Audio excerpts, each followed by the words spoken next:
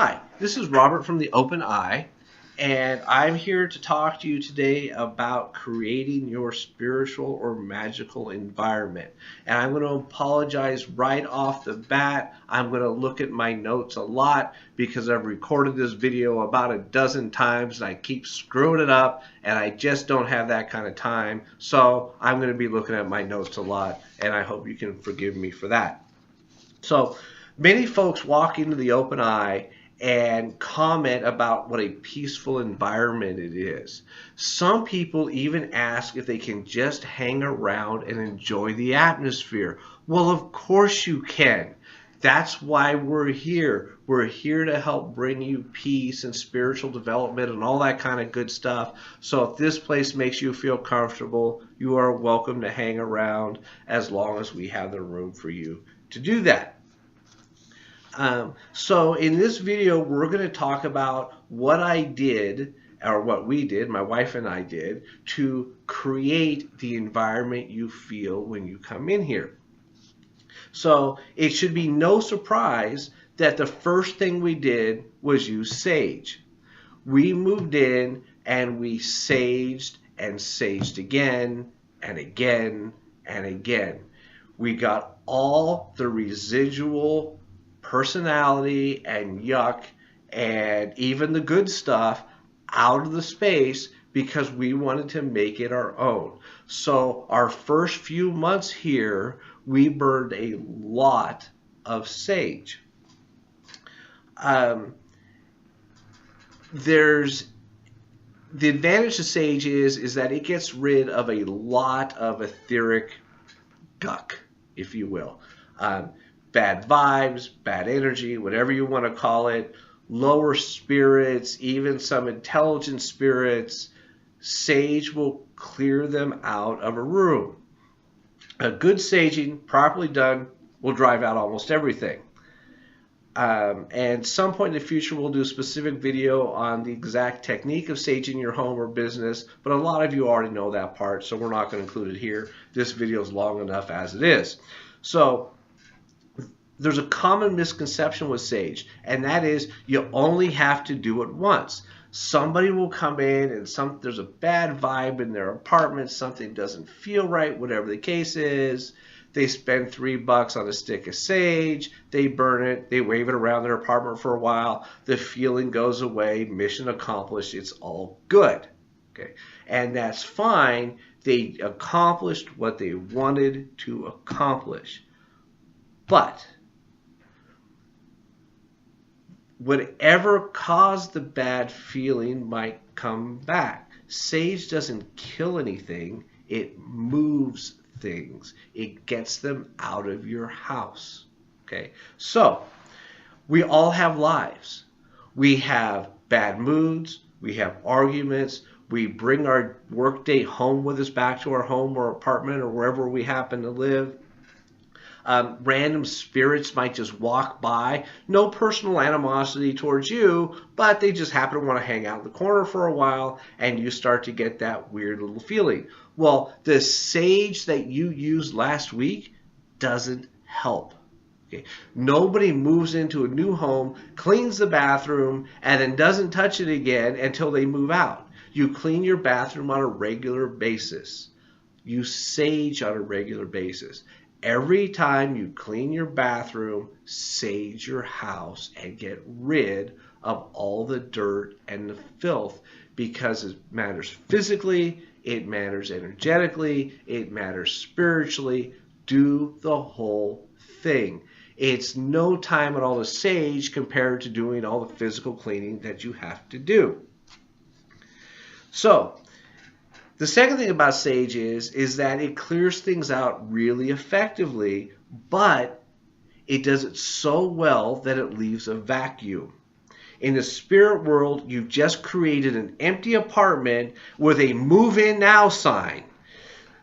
So basically nature abhors a vacuum, right? So if you create a vacuum in any form, the second that vacuum seal breaks, everything fills back in. So if you just shove bad energy out and it's just out of range of your apartment, the sage energy fades, the vacuum exists, the energy can come right back in. Or worse, you live next door to an alcoholic who has attracted his own set of negative spirits. Those spirits feed off things that alcoholics have in abundance: guilt, regret, depression, shame, right? These are their energy sources.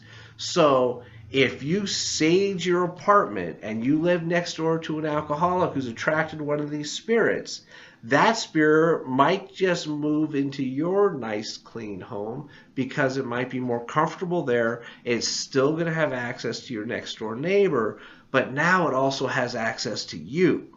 And so you might start feeling a little bit depressed. And here's a hint: your mind will always rationalize a reason why you're depressed. Always.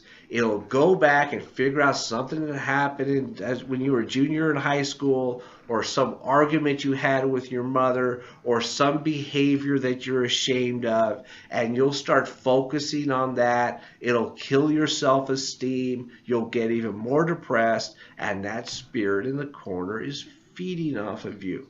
So, sage often.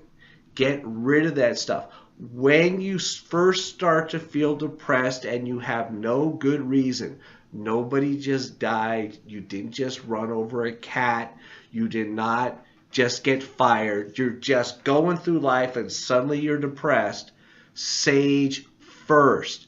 Get rid of that stuff. If it's a normal part of your life and you should be depressed, you're still going to be depressed. But you've done no harm in saging first. If the depression was caused by a random spirit, you've got rid of the spirit, and now you saved yourself a lot of pain and grief. I used to think of things the other way around until I realized you will always find a reason to rationalize random emotions, and that's a rabbit hole that you never ever get out of. So first assume that some random spiritual cause, get rid of it, and if that doesn't solve the problem, then do the internal work and see what happens from there.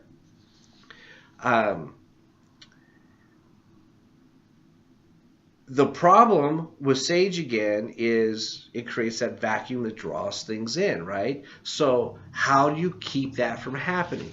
And the way that you keep that from happening is you fill up the space with something else.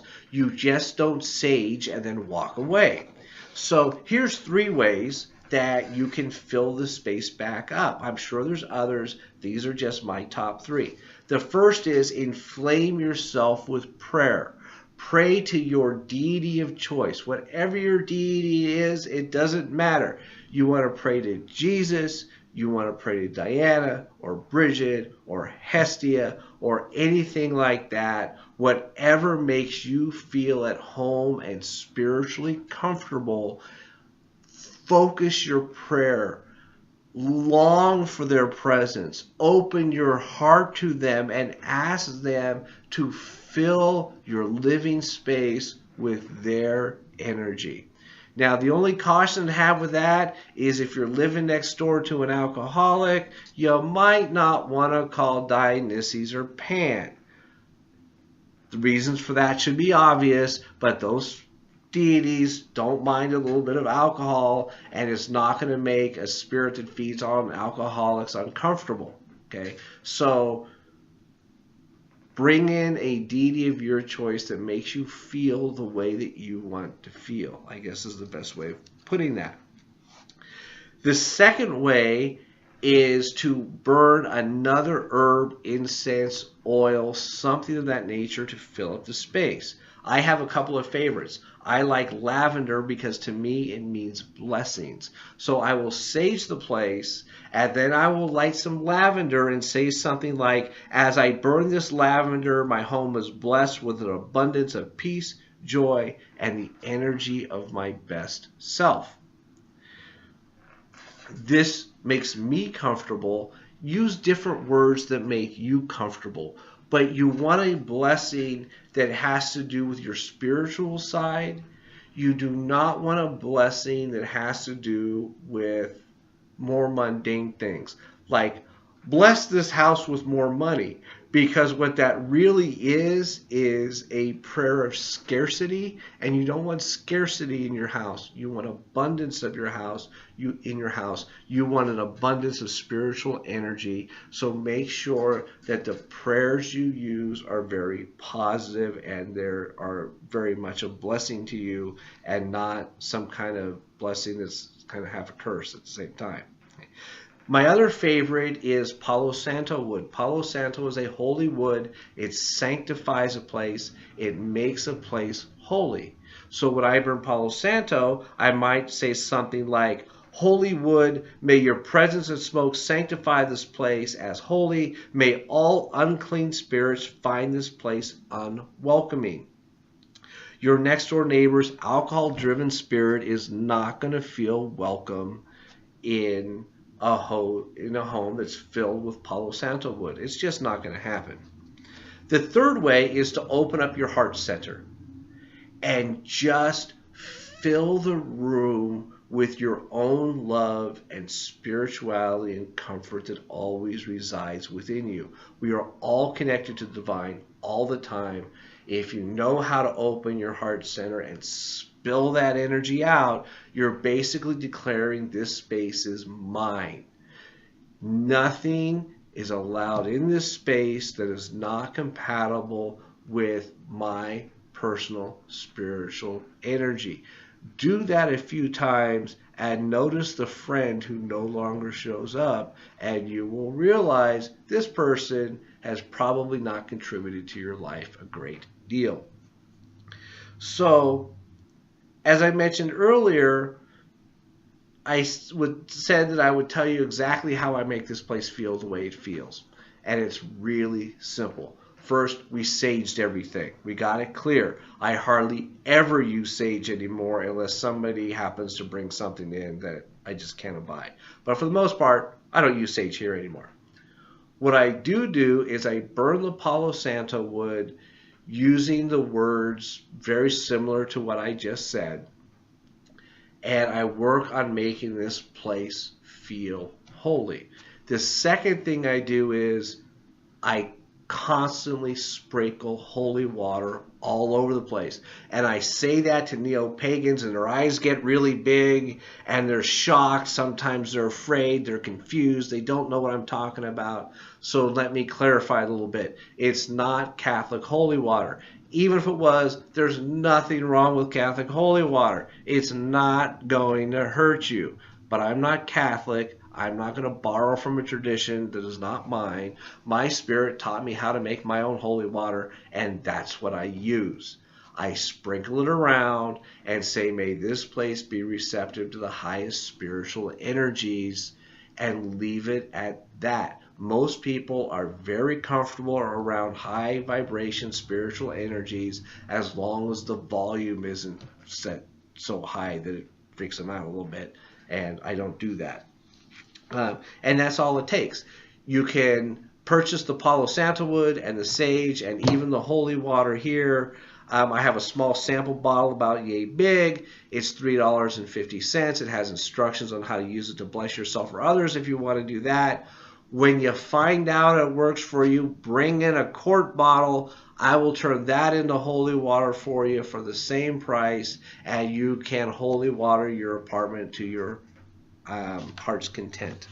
So that is what I have to mention in this video. Hopefully that you found it to be informative and helpful. Sorry it went a little bit longer than most of them. So please subscribe to our YouTube page, and until next time, this is Robert from The Open Eye. Have a great day.